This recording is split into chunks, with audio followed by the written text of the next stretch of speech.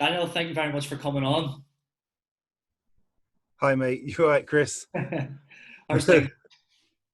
Yeah, it's like lockdown, so just keeping ourselves busy, doing all behind the scenes stuff to build the company up, just working out where like we can change the channel and see what we're doing, like where we've gone wrong in certain aspects before we thought were correct. Like so, I've always thought my company really amazing, it's really good, and now I've had a chance to actually review it from someone else's eyes and be like, actually, we can change this, we can change that, we can do this. So for us, having this quarantine time's actually been a good positive thing for us, to be honest.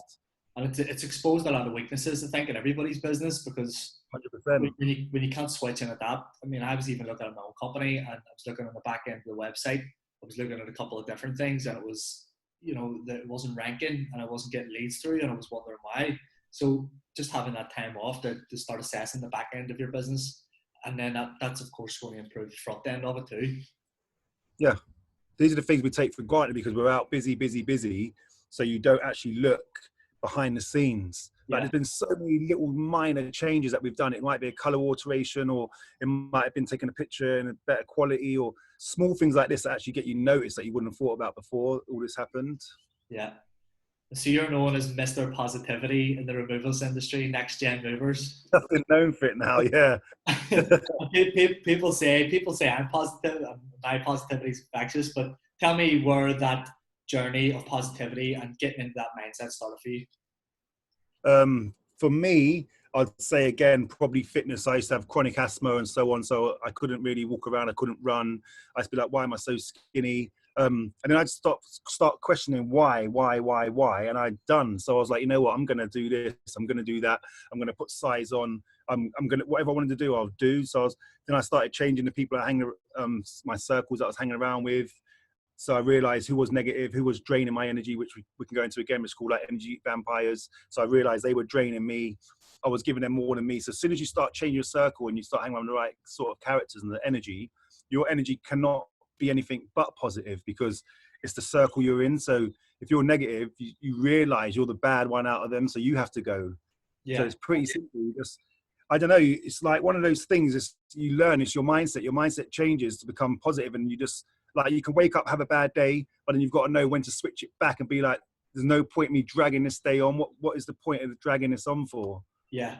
I actually released a video this morning saying positivity is a choice because you get like, I mean, everybody that owns a business, there's business owners follow me, and now a lot of removals people.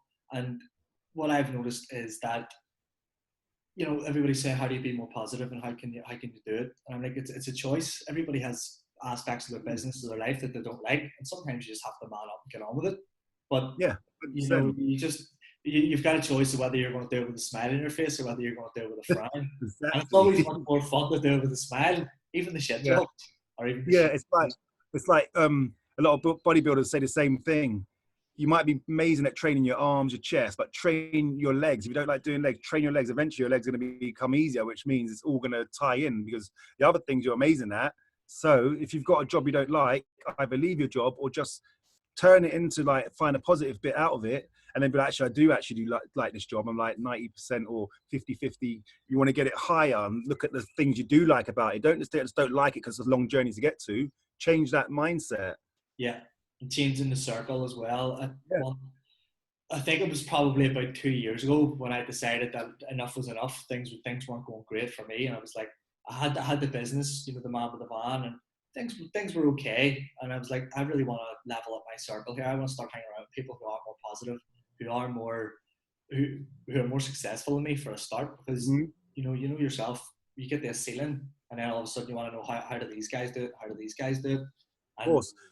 If you you're going can't. to hang around, say you, I don't know, say if you hang around, say 7 negative people and 3 people are positive in your circle, the likelihood is you're going to be negative. You're going to attract to negativity with them. So they might phone you on a day to day, like, I can't believe this problem or that, or I'm in debt now. And then those 3% of people that were positive, that's not enough to bounce back on you. So you're going to go around with that grey cloud and it's going to carry with you now. So Yeah, that's why it's always, you need to have the positivity much higher than the negativity.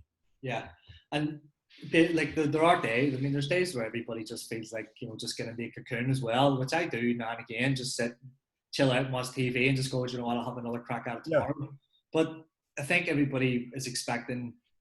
when they're talking about positive mindset, they're expecting you to be like that from 6 a.m. in the morning to 11 o'clock at night, and that's not the way it works. It's about No, it's 80 to impossible. 90% of the Yeah. time you're You kind of have what's called like a blowout. So like my Instagram's usually like very active, and even today I posted on Instagram. Guess what, guys, I'm back because I was getting loads of messages last night. Mate, where have you been? You haven't posted, haven't seen your face. I just wanted like 2 days off the whole Instagram. Just wanted to find myself again and do family stuff and just have fun with it. And today again, I came back on Instagram. You don't need to be on it 24/7. It's like you're gonna have days where you don't want to do certain things, but they're the days I believe that are your best, strongest days because you don't want to do them, but you still accomplish them. yeah. Absolutely. And like I say, it's sometimes just about manning up and getting things done, and just just because I think everybody starts chasing this lifestyle where everything every single day feels amazing, and it's not Yeah. like that. You want a lifestyle that suits you, a business that suits you, that you enjoy, that you love, have people that you love, but there's always going to be things that you don't want to do, and you just have to take a step back and go, right, well, even though I don't want to do this, I'll do it with a smile, I'll do it with a Yeah, frown. exactly That's that. just Yeah, how I feel about things. And some days I do it with a frown, but yeah. most of the time I do it with a smile. But then, like you said, a smile is like one of the best tools. A smile is so contagious. Like if you smile at a stranger, someone will be like, "Why are you smiling at me, mate?" Yeah, and you just keep smiling, and eventually they're going to smile back because it's contagious. Yeah, People don't actually understand how you attract the right energy with the right energy when you're out and about. If you're going to go outside all grumpy and frowning, of course you're going to have the worst day of your life because everything you encounter that day is going to be downwards because yeah, you're pushing out to everyone like, "Don't look at me," and you've got that face on you. So of course you're not going to get anything positive out of that day. yeah. So why removals? Why did you start a removals company?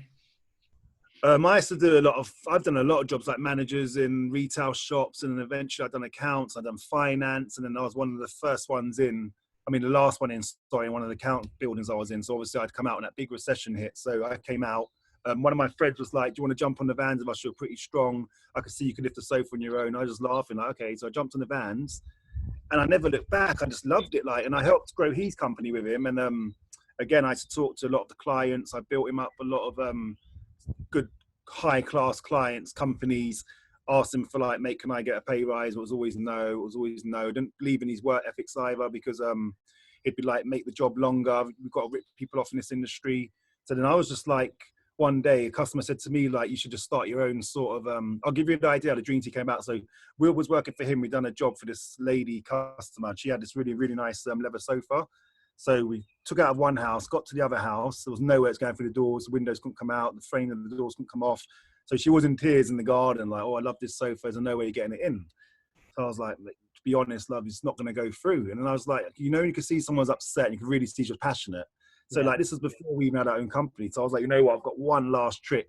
So I like literally scaled up this building like on the roof of a roof, we wrapped the sofa in shrink wrap, got it onto like some, what they call ratchets from the van, yeah, basically pulled it over the rooftop. My other guy was on the other side in the garden. So he was feeding it down from the balcony, and somehow we swung it through the balcony doors, like the conservatory.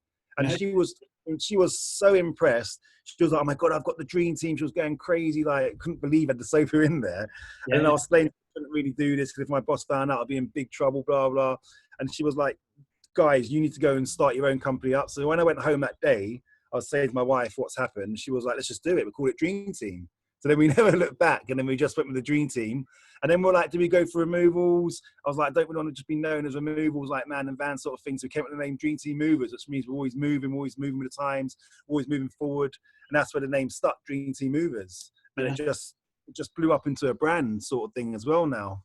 Brilliant. And how have you, like, I know you've got quite a good following on Instagram. People are more, the more for your positivity, or the more for your removals work. Like, how do people find I'd you? say more for like the positivity, more for the gym, more for just day-to-day life as well, because people don't like people that are fake, like give out impressions that the people are not. So like my page, I love gym, I love cars, so I have a lot of people that follow me for cars, and I follow their pages for cars because it's good to have removal people on your page. But like I was saying some other day, there's no point for your page of all removal guys because they're not going to call you to do a job because they're in the industry anyway. So you Exactly. need to think what you like. If you like fishing, if you like golf, follow the big pages of fishing and golf and speak to these guys because one day they will move. or they know someone that's going to move. This is where people get confused of how to use their social platforms. Exactly. And it was funny, and everybody was talking about, can you follow me back? Can you follow me back? You know, on the social platforms, and yeah, it's Yeah, good. That's what I think. That's what the forum's for everybody to help each other, which is yeah, fantastic. But like, your social platforms are for your customers. They're not for yeah. not for the removals people. That's what the forum's for. But Exactly. I completely agree. And well, it's one thing I've learned. Instead of just speaking about what you're doing day to day, you can do that too, but speak to your customers, and that's when things really start to change. I'm having some good success on LinkedIn right now, just from Yeah, the best thing that I found for LinkedIn is like short text storytelling. So telling a story about your customer and their problem and how you resolved it. That seems to work really well. In fact, our lead from this morning came off LinkedIn, and I don't even have him. He's not even a contact. He had got seen you. something I wrote, somebody else liked it. So it's quite a powerful platform as well. Mm. Instagram, I'm still getting the hang of, but they're really powerful tools as well, just for people getting to know you, because people buy off people at the end of the day. Yeah.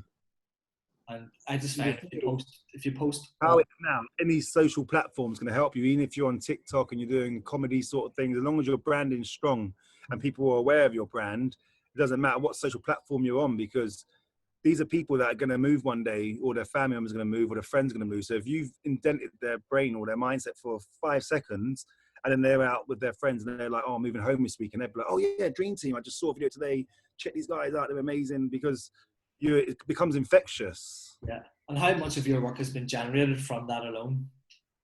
Um, Most of our work comes from, I would say, word of mouth. But within the last year, I've turned it around to be quite a lot from social platforms. We get a lot on Facebook recommendations, all the Facebook pages, and recently getting a lot through Instagram. A lot of people reaching out to us.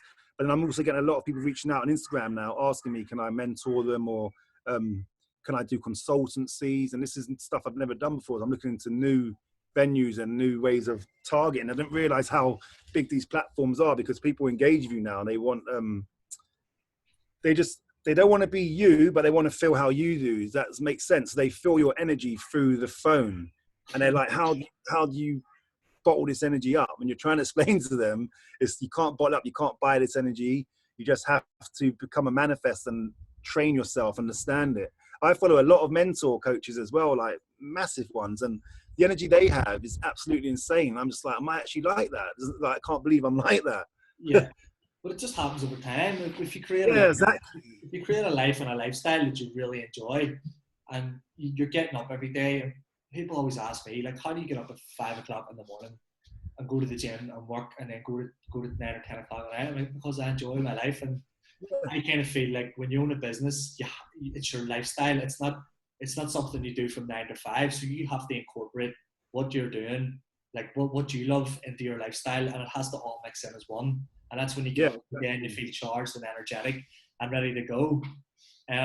If you're trying to run a business and you're thinking, I'm going to work a couple of hours a day and do, like, running a business isn't for you. You can, no, of course not. You have to live and breathe it. It's what I was talking about someone last night. You have to live, breathe it.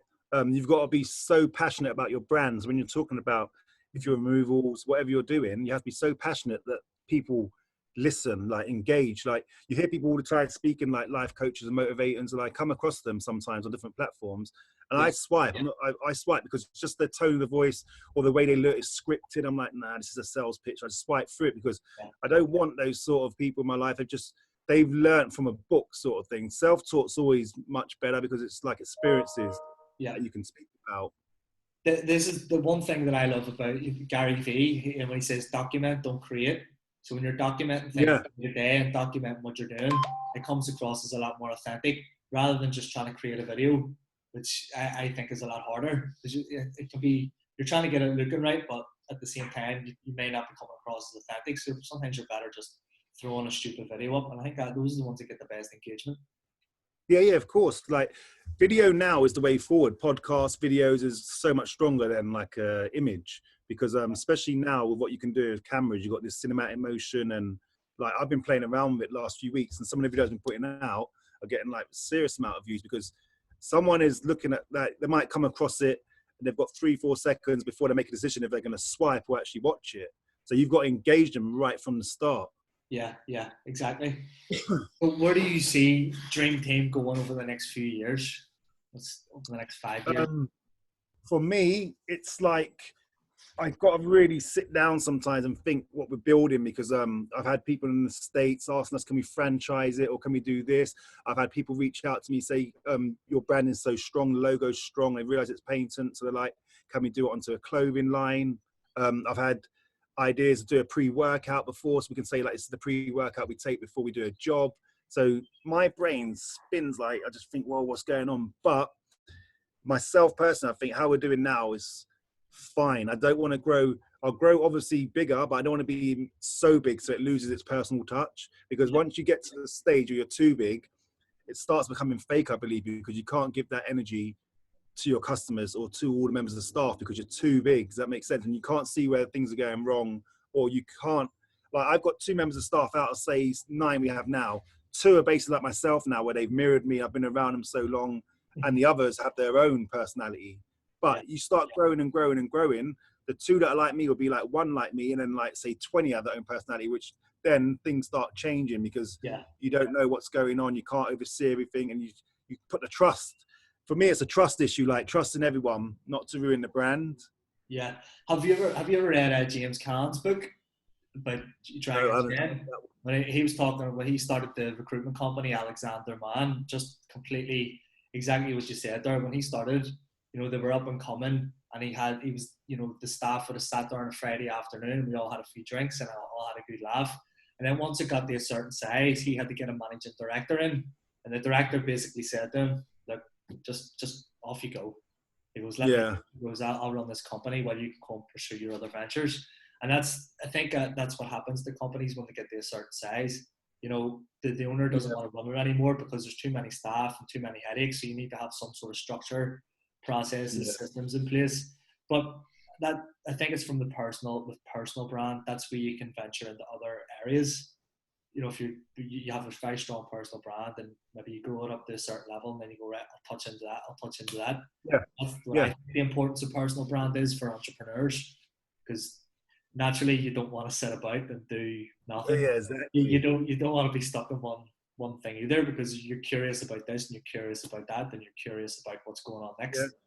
And people always reach out to you. They always reach out to you because they can feel your energy and they can see what you're about.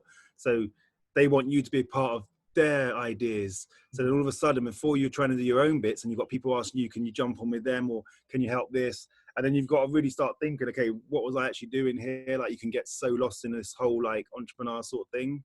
Yeah.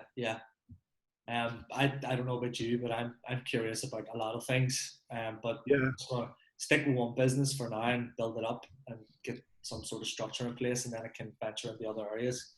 Because you can spread yourself too thin as well. If you're unfocused on one, it'll start to have a diminishing effect on the others. So correct.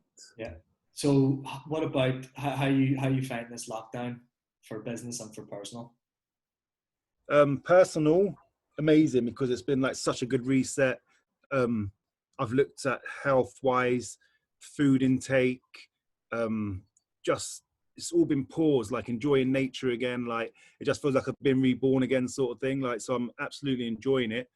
Business, it's been a bit of a struggle, but like I said before, a lot of back behind the scenes stuff we've taken care of now, where we thought we was running smooth. So obviously itching to get back out there and do what we do best. But I just do like the fact it's been paused, because it's just given us such a nice break to enjoy a family, loved ones, and just to basically re-find yourself again. I think a lot of people kind of got lost. Like, I was one, I used to chase brands. I wanted the best cars, I wanted the best watches and clothes. And now I've just thought about, like, why was I actually even doing this? I got into a different circle that wasn't really me. It's just, it mimicked me because I was around it all the time or watching it. But now it's reset me. So my whole process of thinking again is balanced again. It's correct, I believe. Yeah. I was just on that point. I was sitting thinking that, as far as I know, the UFC's on this Saturday night, and I was thinking to myself, will I go out and have a few drinks and sort of sit and then maybe watch it later on that night? And then I thought, do you know what? It's not that those are the kind of things that I used to live for. And see, now I'm like, I would rather get up at 3:30 in the morning Yeah. watch it, and then go and do a workout, and then have a nice breakfast and spend the day with my family or spend the day with my friends. Mhm. It's crazy how things change. I used to do that as well. You know, I remember the first time I started doing all right in business with a man with a van. The first thing I done was bought a big fancy car, and then Yeah. things went to shit, and I couldn't afford it. You know, Yeah. so and then you kind of reset yourself and go, right, well, like, am I working here to make profit, or am I working here to just pay for a lifestyle that I'm really not enjoying because I'm working all the time just to pay for it? Mhm. That makes sense. So this has been a really good one for me too. You know, getting out running again, looking at the things in the business you don't normally get time to, and then just reaching out to people. Like, would next gen movers even be a thing if it hadn't have been for the lockdown with the Yeah, time? exactly. Because we used to talk like, so myself, Excuse me. Ollie, and Warren, we used to speak like this on a daily. Like, we haven't even met Warren before, like, to be honest, but we've spoke to him for the last few months. So we were like, let's just create a platform where we all can speak and everyone's voice can be heard and it can be positive rather than going on these other platforms.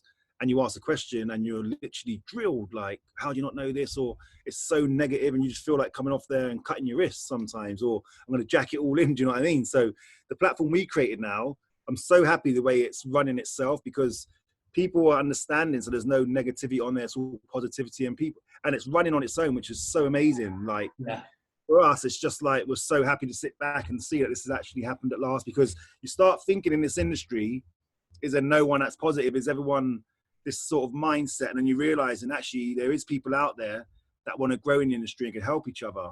yeah. One point I touched on with Warren was a lot of people, especially like, how old are you? How, Pardon? how old are you? How old? Yeah. 40, 40. Are you? Yeah, you know, good, right? Fucking hell. Yeah. I thought you were about to say 32 or 33 there. Fuck me. Mate, like sometimes to get stopped when I get, it's obviously quarantine here, but when I would get like the proper whole shebang, I used to get stopped by alcohol. Fucking hell. Well, fair play anyway. I'm just thinking, you know, there's a lot of people, I was going to say our age, but I'm only 29. So, Oh, you're young, yeah, yeah, yeah. Good. so I'm just thinking, you know, there's a lot of people around about our age who maybe are looking in. There's a lot of people getting into, you know, uh, internet businesses and different things, which means that the people that have been in this industry for a long time have been in it for a long time. Maybe they're Yeah. fed up, and there's a lot of work there going for them, and nobody really wants to start a bricks and mortar business at the minute because it's a Mhm. tough business to get into. But on the flip side of that, I have a feeling there's going to be a lot of opportunity because the subpar people are going to fall away because people Yeah, will be looking for brands. They'll be looking for people that they can find on social media because that's how, you know, that's how of people are course. looking for things these days. So if anybody has a good attitude, has a positive mindset, and they want to get into, oh, sorry, my phone rang. But if there wasn't no social platforms, we wouldn't be having this now, because I would have known about you, you would have known about me. It's like these other people seem to think it's all yellow pages and all this stuff. That's finished now, unfortunately. Yeah, They have to move yeah. with the times. As much as you don't want to move with the times, you're forced to. So it's best to embrace. Sorry, mate. Just give us 1 second. Apologies.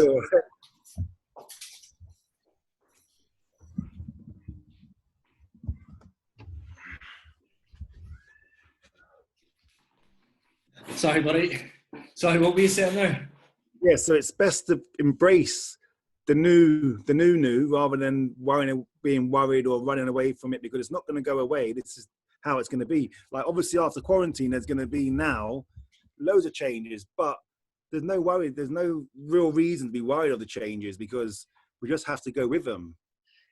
Most people just don't want to embrace social media because they're insecure, they're shy, and they don't want to go on video and do all this. And that's fair enough. It's a hard thing to do. Like, do you remember posting your first video? Because I do. It was horrific. Yeah, But yeah. you get better at it over time, and people, if they see you online, then they're going to go and Google your company, and then if your company has a good reputation, then there's a very strong chance of buying because they know you, feel like they know you, feel Yeah, like they know your company, and that's the way it goes these days.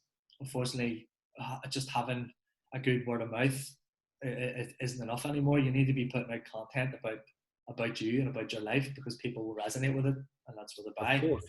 Like, how Yeah. many people have you bought from?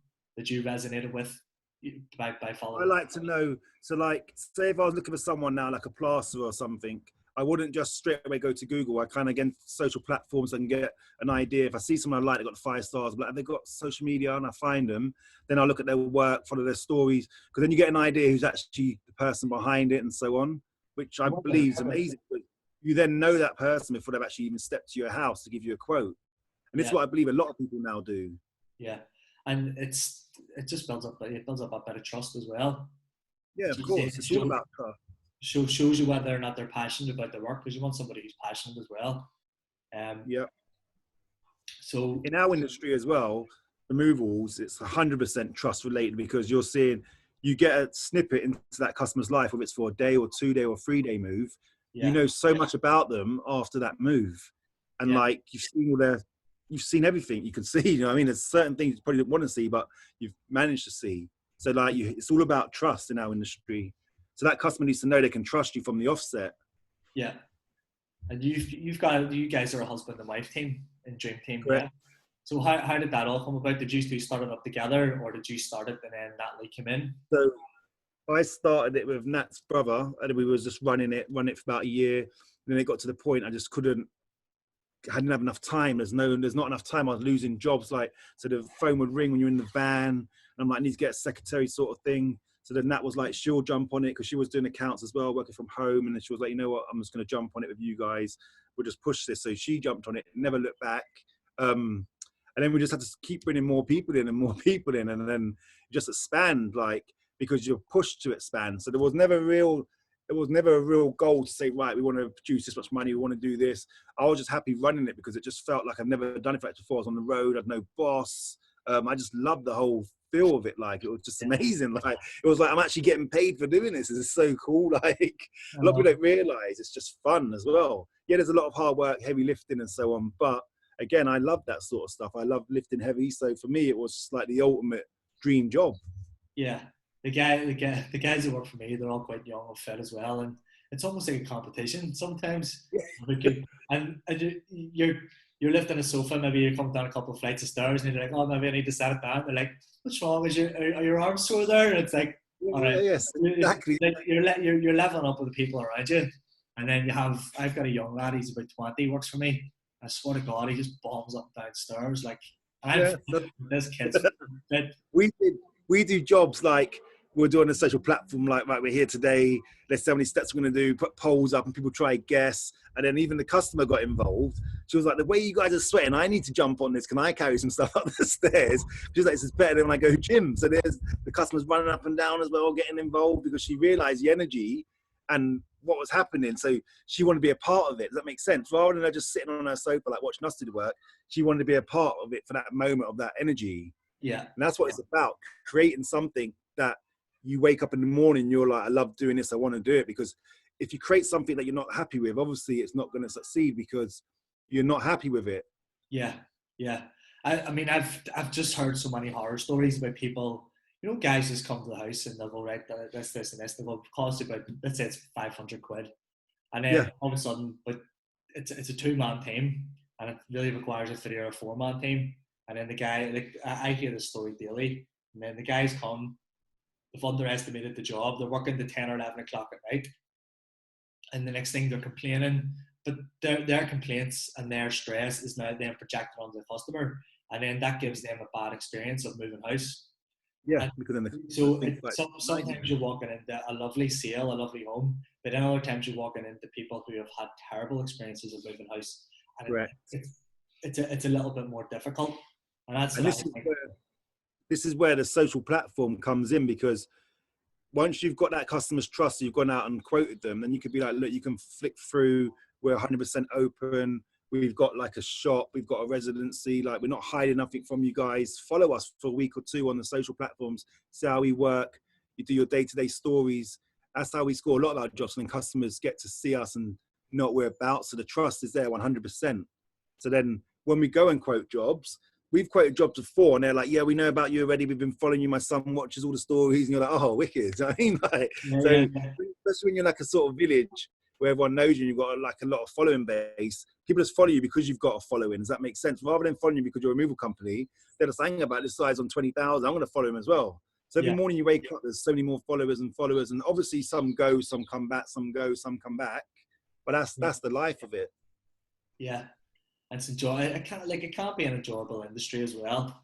You know, Mm-hmm. if you have the right team and the right people around you, I just find you can have really good fun on the moving days in an industry where, like you say earlier on, with, you know, you go onto the forums, everybody's negative and all this sort of stuff, and that's the kind of mindset they're in. So imagine what's going on with their customers.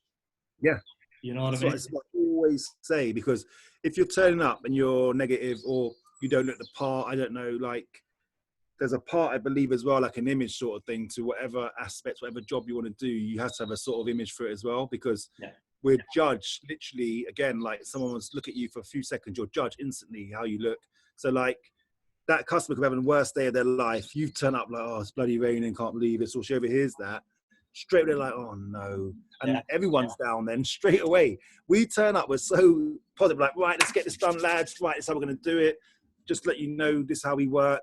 We might come across like an SAS group or an army because we're quite fast what we do. And you hear us talking, we've got the walkie-talkies. The customer's like, whoa, already that yet? And then we're like, so going too fast, you let us know. And they're like, no, this is lovely, you know what I mean? Because straight away, the energy is infectious on them. And they're like, anything I can do, you can go off, you can get a coffee, come back in an hour, 2 hours, or you can sit down and watch us. So you've put them at ease straight away from the minute that door and that job in the morning. Yeah. Okay, you know, and then you hear the classic removals phrases. Oh, you boys don't need to go to the gym. Oh, you hear it all the time. But then you're like, if I didn't go to the gym, how are we doing this? Yeah, no. You don't pay for them. They don't just turn up. Yeah, I completely agree. Get in and set in the vibe is something that we do. You know, go in and introduce yourself. Well, how are you? Yeah, just go and chill out in there and away. And then is there any sort of specific way you want to do this? And just go, don't worry, we'll handle it all, because you know yourself. Every like customers kind of want to help sometimes, but then sometimes we do that a lot. You've got a process of how you do things, and there's like a synergy within their team. You know, he's going to be doing that. So I think that's so important as well. That the energy as soon as you walk into a house on the moving day, which is considered to be one of the most stressful things that people can do, and if you can change that energy within them straight away, it's a good start. So what we do, we make sure the guys are prepped the night before so they know what the job is, they know the location, they can't get lost. We go on Google Maps, we speak about it. I'll say, right, this is how we're going to run it. So I want this team to do that. You're going to pack this. I'm going to do that. I'm not going to oversee it. You're going to oversee it. So I give them a bit of power as well. So then one of the days they'll be like, oh yeah, I'm in charge today. I can't believe it, sort of thing. So straight away they're happy because you've trusted them as something else. So then we all just have the same sort of energy. Like I said, if anyone doesn't have that, we try boost them up. If they can't get to the level we're at, and obviously have to go because they can't be part of Dream Team, it might sound mad, but for us, it's just different. And we've built it that way. You have to be the creme of the creme, like, to work for Dream Team. Yeah. And how do you go about choosing staff, just in case somebody listens to this and maybe wants to work for you? So once we do an interview, I'll speak about my background, what I believe, and then they can speak. And then you kind of feel like when someone's looking in your eyes or they're engaging, you can see if someone's looking at their watch, their phone, and not really into it. If they're asking about the money and prices straight away, not really into it. Like, again, because when we put ideas out to say we're looking for staff, we get hit a lot, especially on social platforms. I want to work for you guys, or stuff like that. So lucky for us, we're actually lucky we can choose the right staff because they've watched what we do and they know if they're capable or not. So then we'll just say, right, this is the energy level we have. How can you entertain this, or give them scenarios and then just let them see? Like, we took people on before that wasn't ever had any experience and they literally love removals, like all of us do it because they didn't even know it was like an actual job or a trade that you could be doing, sort of thing. It's one thing I look for in staff. It doesn't matter about the experience, it's the energy that they've brought. If I meet them for an interview, and one of my guys, he started with us. He was 17 on a Saturday job. He's now 19. He doesn't work with us anymore because obviously he's gone to college and so he's studying sports science. And this guy is going to be the next biggest bodybuilder. This guy is absolutely amazing. He's like humongous. He's 19 now. And most of it came, he says, because where he's around us, the focus, the dedication, the fitness level of it. So he just went off on his own and thought, you know what, I love this whole motivation stuff and this fitness. So he's now creating his own channel, which I love him for that. Like, I've pushed him, I've helped him when he said he wants to leave. I wasn't like, oh no, you can't go. I helped grow him because I love to see people winning. Yeah. Well, that's the say about a leader. It's not about how many people you lead. Yeah, It's about how many leaders you create. So you want people to be motivated by more than money. You want to be helping them level up their personal life, level up their professional life if you can. And yep. and when they go, you're sad to see them go. But there's people want to go and do their own thing, and it's just amazing to be part of that experience. Yeah, and it's in the name, Dream Team. Like, we're nothing on our own. We're part of a team. I tell the staff all the time, you guys are wearing this branding. It's called Dream Team. We're a massive team. We're not even a team. We're like family. So we have such a tight community with our staff. Like, even through the corona, we speak to them all the time. So they're getting on. We haven't just forgot about them, sort of thing, because we are a team. It's in the name. Like, I wouldn't just call us that and not act like that. So we go out regularly. We do go-karting. We'll do like bowling, golf. We have fun. Because you want the staff to feel like they're part of a family, because they're the ones that drive the company for you as well. Absolutely. If you treat your staff right, the customers will get treated right if you've got the right team. Yeah. We've been out, even over in Belfast, we've been out running, doing sprints and stuff together, and keeping the team in a tight knit, and we've been on the WhatsApp group just giving everybody updates on what we're doing. And that guys, they really want to get back to work. They really want to get back at it. Yeah, yes, exactly. That's what we've got. They're like itching to come back. They're like, come on, guys, let's just go out. We're ready for it again now. Like, and I hear from other companies, I'm talking to them, like, what you guys doing? Like, what's your plan, protocols? Like, I don't know. Like my staff are just on furlough, and I'm like, so you haven't spoke to them? You don't know what's going on? Like, no. I'm like, why not? That's your team. They're your staff members. So if you say to them, like, we're going back, you haven't educated them, you haven't told them anything that's going to change. You just let them go off. Yeah, they're not going to feel like they're part of anything no more. Yeah. So what are your top three tips for anybody moving house? Let's say they're in we'll start off with the top three challenges that you see when people are moving house. As in, like, negative, like what's hard to do on the move, or just common problems that you hear. You hear people complain. But, for me it would be, it's stressful. Yeah. Any challenges for people to overcome? Again, like, I go kind of deep with it, because I'll tell people the night before they want to pack, like, or the 2 days before they want to pack, like they're going on holiday. So pack a bag, pack your toothbrush, your chargers. If you've got children, pack their favorite bits, because when you come in and pack a house, you come in and pack a house. You know what I mean? Everything goes in. So you just speak to them, like, to say, pack like you're going away. They reduce the stress, because when you come in, it's like you're in someone's house. So as much as they feel confident, you're still in their persona. That's their area where they feel comfortable. So, like, you do get a lot of, I believe, even moving people's houses, you have to be like a therapist sometimes, because it could be a breakup, a sticky breakup, husband and wife are arguing on the day, you're in the middle of it, and you're like, oh, we've had jobs before where there's been chainsaws out, like revving and cutting sofa. Like, yeah, the stories we've got, like, they need to write a book eventually one day, because the stories we've got is insane. So you have to be their friend. You've got to be like their therapist. You've got to listen to them. Like, they'll be talking to you saying, oh, I don't want to really move, been here like 20 years. Like, so you have to just be a person that they can trust and listen to. Mm-hmm. Mm-hmm. You know what I mean? Yeah, 100%. And I always give people, people don't choose the packing service. I always give them a few tips, because sometimes the budget's an issue, and that's fine. Yeah. It's not every, excuse me, not everybody has a budget to do the packing and the moving and the whole lot. So I like to give people packing tips, like, if you really want to save some money on boxes, use big, like, strong IKEA bags for books. They're really good. And just give them, I was sending them an email with just a few tips just to help them save a few quid. And preparation is critical. Like, if you're going to do your own packing, start 3 weeks before and sort of work it out, a room a day and a bit a day. Because it can become very overwhelming if people leave it to the last couple of days. They don't realise how much work's actually involved. Yeah, and they don't realise it's a workout. Like, we'll turn up to self-packs or so on, and they're like, oh my God, I should have just got you guys to pack. I don't know why I questioned it. I've been packing for about a month, feel drained, I feel tired. Because these people, don't realize it's mentally draining. They haven't prepared themselves, sort of thing, for the process. They know, yeah, I'm gonna move, but because they're not doing it every day, they don't understand what's involved. They just think it's a question of get the stuff, throw it in the box, do that box, I'm done, another box, which sounds like it is that easy, but when you get into it, it just starts draining. The worst place packing is kitchens. Like, it can be so tedious. Like, you're just there doing cups and saucers and glasses and glasses and glasses. But then we've got the right team, because we've got guys that love doing the kitchen. They find it so therapeutic. So they go straight in the kitchen and they'll be in there for 6-7 hours doing it because they love it. So no point me sending this heavy furniture into the kitchen to go and delegate and do the fragiles, because he'll be like, oh, why have I got this today, sort of thing. You know what I mean? So you have to know what your staff are best at. Mm-hmm. Yeah. We had a bit of an issue one time with packing up a kitchen. We just completely underestimated it, and we're supposed to do a pack and load in the same day to go over to London.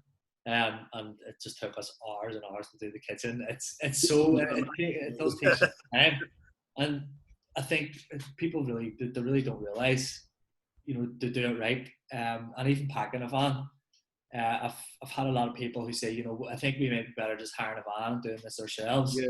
And well, we could get into one van load or low loader, it might take them 2 or 3 loads. It's not packed right, and then we usually get people on their second or third move, and they go, "The last time we done that ourselves, and we will never do that again." Exactly. It's usually an unhappy wife pointing to the husband. Yeah, and the best one is, it's always like, I didn't realize we had so much stuff. Yeah. That's the main one we always hear. I didn't realize I had so much stuff. And then you're like, yeah, we hear that all the time. Or they lost like another whole van load. Why do we even keep this stuff? I know. I always just overestimate it. That's the easiest way to do it. So I remember back when we first started, you were going in and you were kind of like, right, we could get away with that. Then right, okay, that's the price. And it's gonna automatically, that you're going to be taking longer to do it. But you think, I think we might get away with that. And now I just make sure that I'd rather have a smooth service for people that gets them in one day and gets them all set up and ready to live in their house than, have all the staff working late, have people stressed out. I think that's the main thing for a removals company, to create an environment where it's completely stress-free. Yeah, of course. You need to make, like I said, they have to feel like I don't know, like we have loads of clients that go out their way, get us lunch and drinks, and you can feel like you're a family with them. So like, we've moved loads of people over the years, and I've now got them on my social platform as friends. So like, sometimes they might message me like, oh, do you want to go out for a drink this weekend, or should we meet up, or should we do a video? And you're like, oh wow, okay. Like, it's because they still remember you moved them and so on, like, and they still part of the journey. So while you touch them, they still love it. Does that make sense? It's not like they've gone away, they followed your platform and deleted you off. They're still watching every day. So you've created what's known as a fan. Yeah, a raving fan. I think it's referred to in some business books. I love getting a referral from somebody who moved 2 or 3 years ago. They just love you so much. It's the best feeling ever. We actually have a guy on our team, and every time we're sort of finishing up a move, he'll walk in and he'll go, right, this is what you have to do to the removals team. See, whenever you're having your housewarming party, you have to invite us. And then it always gets a good laugh at the end of the day. We still haven't had an invite though. Yeah. See, we tried to get all the guys, like people we move, to follow us on our social platform. So we'll kind of drop it in. So we're like, is it okay if we get a picture of the GDPR? And they're like, yeah, no problem. And it's just because my social platforms, like, we put a lot of content out on the social media. So then all of a sudden they're like, oh, okay. And then they get intrigued. So they want to start following you as well. And they watch your journeys. Yeah. So you build it up. Unbelievable. Yeah. So final question for you. Well, this is something I heard in another podcast. So only 15% of people who listen to a podcast actually stay to the very end. So what do you have to say to those 15% of people? You just need to wake up, be absolutely happy that you can actually wake up. Like, I know it sounds cheesy, but we're waking up. We might still be in Corona, might be in lockdown, but you've woken up, the sun's out today. It's an amazing day. You can create memories. You're living in this whole COVID-19. So like, you're actually living in something that's going to be going down in history. So you're a part now of what's going to be written in history books, because it's never happened to us before. So you need to take a positive always out of a bad thing. So if any bad energy, there's always going to be something right at the end of it that's positive, and you just got to find it, and then you're going to have like the best time, the best day, you're going to have the best lockdown experience. You Yeah, just got to deep and find what that positive outcome is, because everyone's journey is obviously different. No one's is the same, but yeah, at the yeah. end of the rainbow, there's always this isn't going to be life now. We're not going to be locked in forever. So have this break. We've been given a break. Take this break, embrace it, enjoy it, and then we'll get back out there again. Brilliant. Thank you very much. That's Daniel Wakeling from Dream Team Movers. If anybody's listening to this and they're moving in the St Albans area, is there any other areas you cover? Mainly Hertfordshire, yeah. So St Albans, Hatfield, Hitchin, all that sort of Hertfordshire area. Okay, if anybody's ever moving house, hit up Daniel on a social Instagram. If anybody wants daily fitness tips, daily fitness motivation, Yeah. he's always there. So that's Dream Team Movers Limited on Instagram, yeah? Yep. Okay, I'll drop all the social platforms below. But thanks very much for coming on, Daniel. Appreciate it. Welcome, pal. Welcome.